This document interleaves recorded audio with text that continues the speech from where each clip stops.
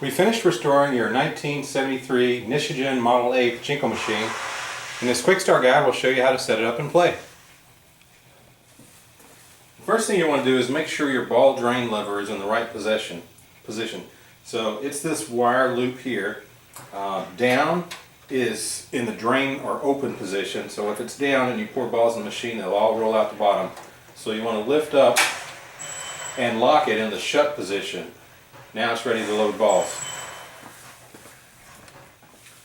The most common problem with Pachinko machines is the one ball seesaw in the wrong position. That's the white part behind this brown tray.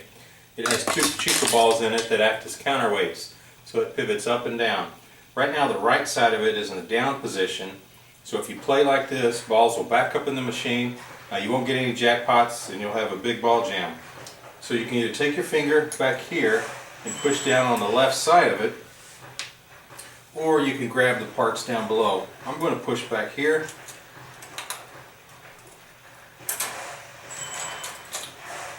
Actually, I'm going to pull this lever out of the way so I can show you. So that L looking lever I'm pulling back, and now I'm pivoting the seesaw. It's connected from up here on top with a wire to the part down below. So that's the wrong position, that's the right position.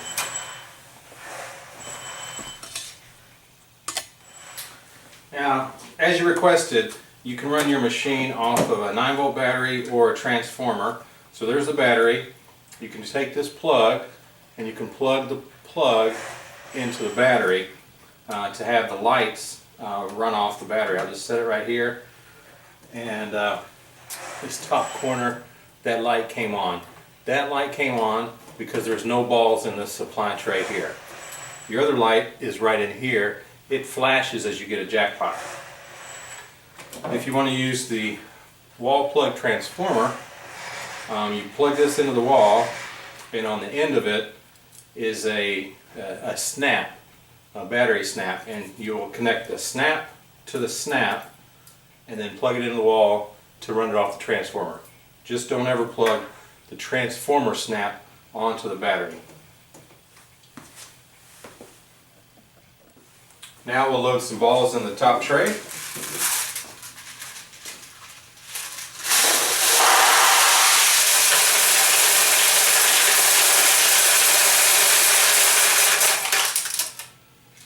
They roll through down this tube and into the recycler tray, just out of view of the camera.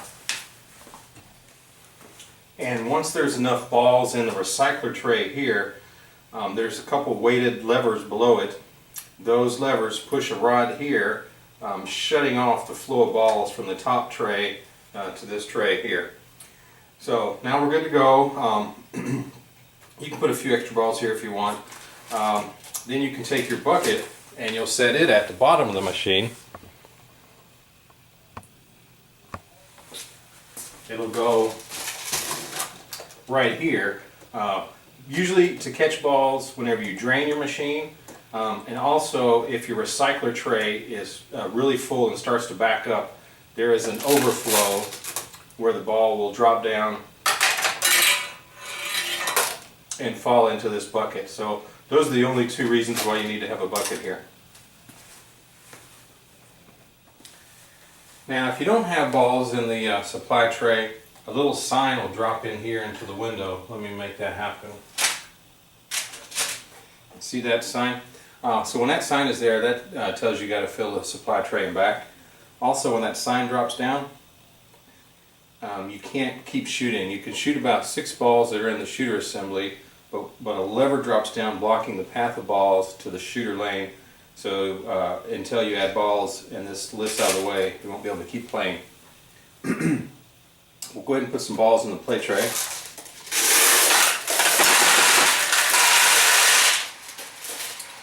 And bucket back and back. Now to play, you have a chrome post here called your finger rest bar. And you put your index finger against it, take your thumb, put your thumb on the flipper, and then we're going to pull down on the flipper all the way, and then slide our thumb off. And when we do, the flipper will spring back up, launching a ball onto the play field. The first time, however, nothing happens, because the very first time you load the machine, the first shot actually loads the ball into the shooter lane. Now let me zoom out and show you when we shoot the next ball.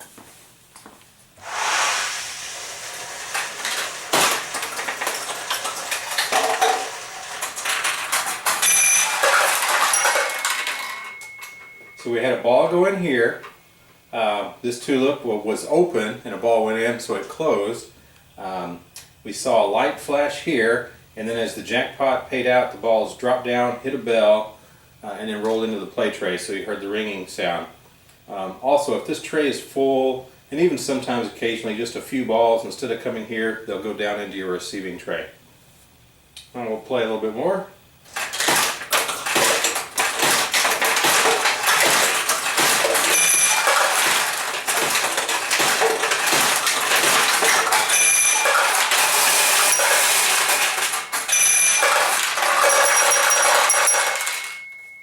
Okay, that last sound was this tray is too full from winning, so the balls are falling down to the receiving tray here. Several things happened. Lots of jackpots. This tulip, a ball went in and it closed. This one, you may notice, the ball went in and it stayed open. This is called a double hit. In other words, it's open, you get a ball in, it stays open, you get another ball in, and closed. So it's open, open, close. We're going to zoom in and drop some balls through the frog and see what happens. Now to do that, we need to open this play field door. And we don't have a key because the casinos in Japan didn't ship the machines with keys for obvious reasons. So what you do is real simple. You just turn it around to the back. And actually it's on the other side. There is a loop right here, a wire with a loop in it, and you can just stick your finger under it or in it and lift up, and as you lift up it'll pop open the playfield door, and then you can swing the playfield door open so you have access to it. Now to close it, you just want to push it, and I usually grab with both my hands because there's a latch right here and here, and squeeze it and make sure it's tight. Okay, now I'll set it up and we'll take some shots in the middle. Okay, we'll drop a ball through the top pocket here.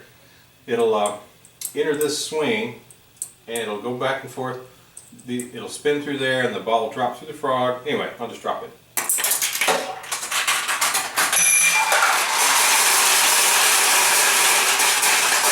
It went all the way through and then opened up this tulip because it was closed.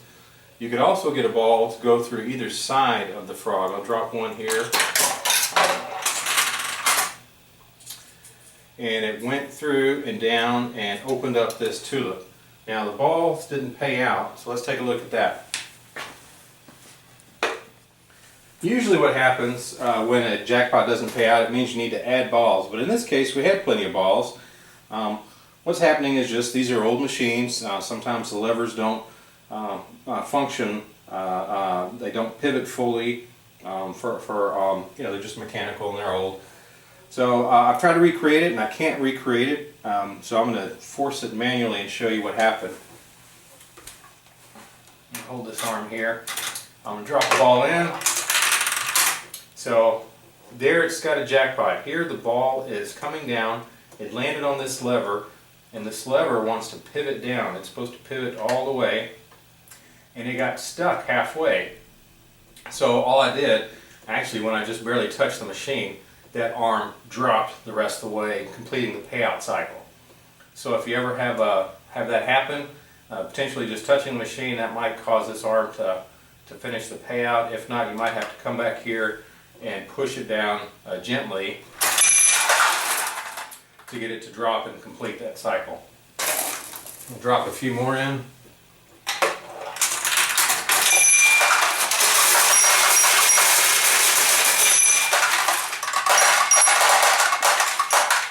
That's how that's supposed to function.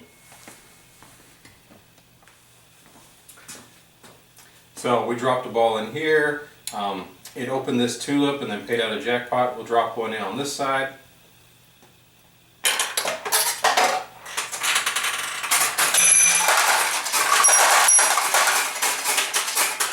And as you saw, it opened up that tulip. I'm going to go ahead and close this.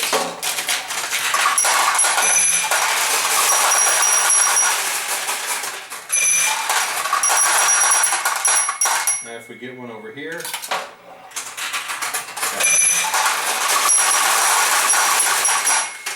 as I suspected, it doesn't open this one since that's the double hit.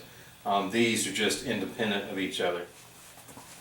So we've won a bunch of jackpots, and we've got balls back in the play tray here. To get the balls out of the play tray, either because you're getting ready to put the machine away, or maybe somebody put some pennies or marbles or carpet fuzz or something's inside of here and balls aren't flowing through the machine the way they should. We're going to have to open this door. Before we do, we want to empty the balls out. So we're going to push the lever over, and the balls are flowing from this tray down to this tray, and then I can scoop them out.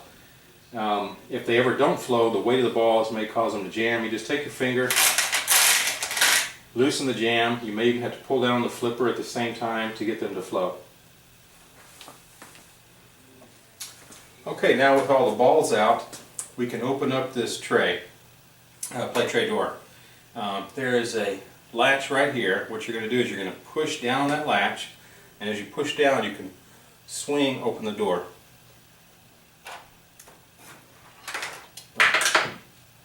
Now pivot the door open. There was a ball sitting here in the shooter lane, and it actually fell out through the back onto the floor. If it didn't fall out, you could just reach in there and grab it and pick it out. On the back of the play tray door is the shooter assembly that loads balls into the shooter lane right here, and it has some balls in it. Let me zoom in and show you. Actually, we can do that from here. There's a couple ways to get them out. One, you have this post here. It's a clear post attached to this arm with the weight on it. You can just pull down on the post, and the ball would be kicked out, and you can just catch it. That mimics what happens whenever you pull down on a flipper. So as you pull down on the flipper, it pivots a piece of plastic back there that would actually push this down to kick the ball in the shooter lane. So I'll do that. Nice.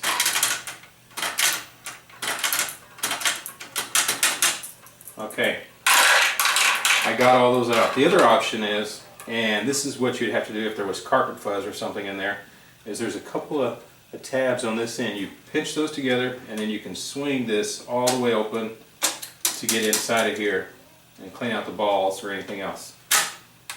We just push that closed. Now when we close the door, this post has to go all the way through the machine, and you just want to be careful that you don't push tight and cause it to break. You may actually, as you're closing the door, you may have to lift up just a little bit, and there is this wire right here.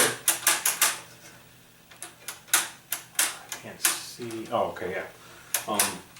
That wire rides on top of this wire right here. It should all just be fine. I'm just kind of explaining how it works. And the door closed real easy there. And I'm just checking the flipper, and I can feel that it's moving the levers just like it was before. Now to get the balls out of the back, we're going to hit the ball drain lever. We're going to push that wire down.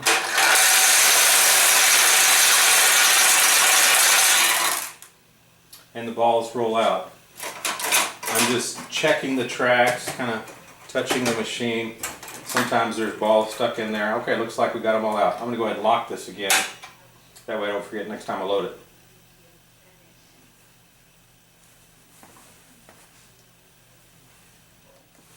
Okay, that concludes this quick start guide. We sure hope you enjoy your machine.